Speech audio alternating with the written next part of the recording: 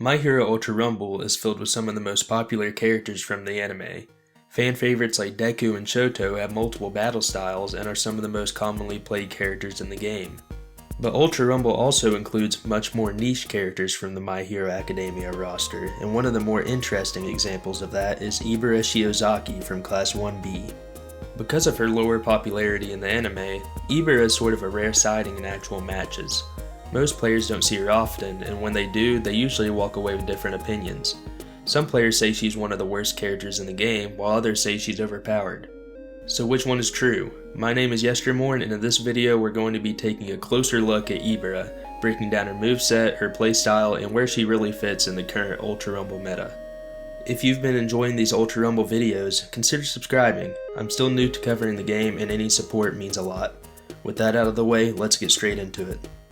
Ibara Shiozaki is a support role character, meaning her primary goal isn't to chase kills, but to keep her teammates alive and help them win fights.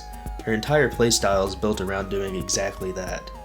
Ibara specializes in long-range combat, using her quirk, Vines, to pressure enemies from a distance. Every one of her abilities uses her vine hair in some sort of way, just applied differently depending on the situation. Her first ability is her alpha, Purification. This is Ibara's main damage tool and the core of her kit.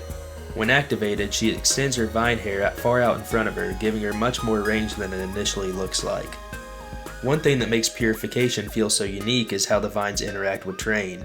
Similar to real vines, they sort of crawl along walls and uneven surfaces, which means the attack often reaches farther than expected. This makes the move especially strong in tighter areas or urban environments. While aiming Purification, Ibara bunches her vines closer together. This increases both the damage and range of the attack, but comes at the cost of a smaller hitbox, making the accuracy more important. One of the biggest strengths of this move is that it pierces through shields and barriers, and can even hit multiple enemies at once if they line up correctly. The only downside to this move is that Purification locks Ibara in place while she's using it, leaving her vulnerable for a brief moment. This weakness shows up again throughout the rest of her kit, and it's a major reason why positioning is so important when playing her. Overall, Purification is Ibara's bread and butter. It's her primary source of damage, and thanks to its long range, it allows her to sit back, control space, and support her team without putting herself directly in danger. Ibara's next ability is her beta, via Dolorosa. This is her close range option, and it plays very differently from Purification. When activated, Ibara sends her vines forward in a wine cone-shaped spread, covering a large area directly in front of her. Compared to her alpha, Via Dolorosa has a much shorter range, but it makes up for that with a significantly wider hitbox and higher potential damage. This ability is meant to be used when enemies are already close to you, where landing hits is much more consistent. One helpful aspect of this move is that the vines can actually bounce off of walls, which makes it especially effective in tight spaces or indoor fights.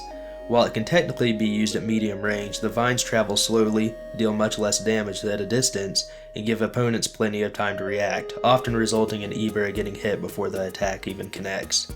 Just like her alpha, Via Dolorosa locks Ibara in place while it's being used, but for an even longer duration this time. This makes it far riskier and much more punishing if you use it at the wrong moment. Overall, Via Dolorosa is a strong ability, but it's highly situational. When used correctly in close quarters, it can be very effective, but compared to Purification, it demands much more caution, positioning, and timing to get value out of it. Ibara's Gamma ability is called Crucifixion, and this is easily the most controversial part of her kit. When activated, Ibara uses her vine hair to grab an opponent directly in front of her and deal a massive burst of damage. What makes Crucifixion especially unique is that it deals true damage. This means the attack completely bypasses any GP the enemy has and goes straight to their HP. There are only a few moves in the entire game that do true damage.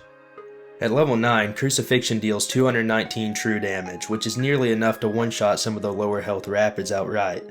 That kind of damage is no joke, and it's a big reason why some players argue Ibara is overpowered. That said, this move comes with heavy limitations. Crucifixion only has a single charge before going on cooldown, but more importantly, it has an extremely short range. Ideally, you never want to be this close to an enemy as Ibara in the first place. Because of that, Crucifixion works best as a last resort defensive tool. If an enemy jumps directly on top of you, this ability can buy you a moment of breathing room while dealing serious damage.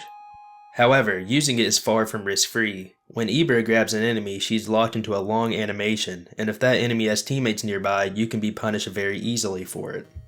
Crucifixion is very powerful in the right situation, but it's not something you want to throw out carelessly. Positioning and timing are everything. Lastly, Ibara's special action is Faith's Shield, and this is the ability that truly defines her as a support character. When activated, Ibara wraps a down ally in her vines and revives them. This revive can be performed from a range, and it can even be done through walls, making it both safe and flexible. What really sets Faith's Shield apart from the other range instant revives in the game is that it has 2 charges instead of 1 before needing to recharge. This means that even if both of your teammates go down, Ibara has the potential to bring them both back to the fight on her own. On top of that, Faith's Shield pairs extremely well with the Reinforce Revive special tuning, allowing you to give GP to your allies as you revive them. This can completely swing a fight, turning what should have been a team wipe into a full reset. Faith's Shield is the main reason Ibara works so well in a team setting, and it's what solidifies her role as one of the strongest pure support characters in the game. Now that we've gone through Ibara's abilities, let's take a look at some of her other characteristics. Ibara's melee attacks have slightly more range than most characters thanks to her vines extending outward. That said, they aren't particularly strong, and realistically you never want to rely on melee as Ibara in the first place. If you're forced into close combat, use your beta or gamma. What does help her survive those situations though is her health pool. Ibara has 400 HP, which is the highest of any support character in the game. That extra health goes a long way, giving her at least a fighting chance when enemies manage to close the distance on her. While her kit clearly discourages close range play, her higher health pool compensates for that and reinforces her role as a backline support who can take a hit if she needs to.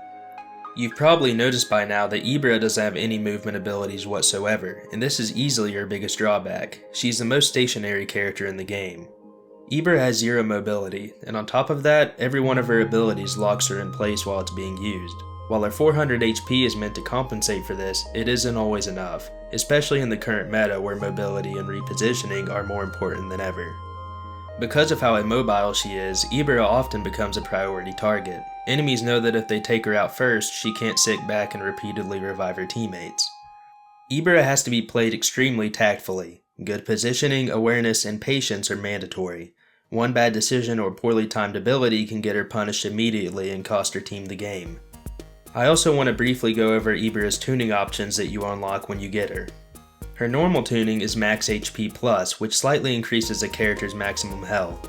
This is a simple but good tuning, and it's a solid choice for filling a normal tuning slot. Her special tuning is Divine Protection, which allows a character to open large item boxes much faster. This might not sound very flashy, but it's actually a pretty strong special tuning that a lot of players use.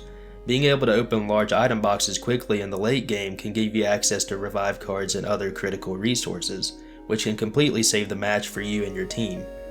So when it comes to Ibara, I don't think she's broken, but I don't think she's bad either. She's a very deliberate, very situational character who can feel overwhelming in the right hands and completely useless in the wrong ones.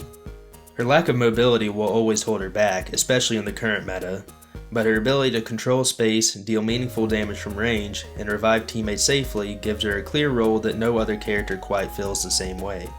Whether or not Ibara feels strong really comes down to positioning, patience, and team coordination. If you try to play her like she's a strike character, she's going to feel terrible, but if you lean into what her kit is actually designed to do, she can be very impactful.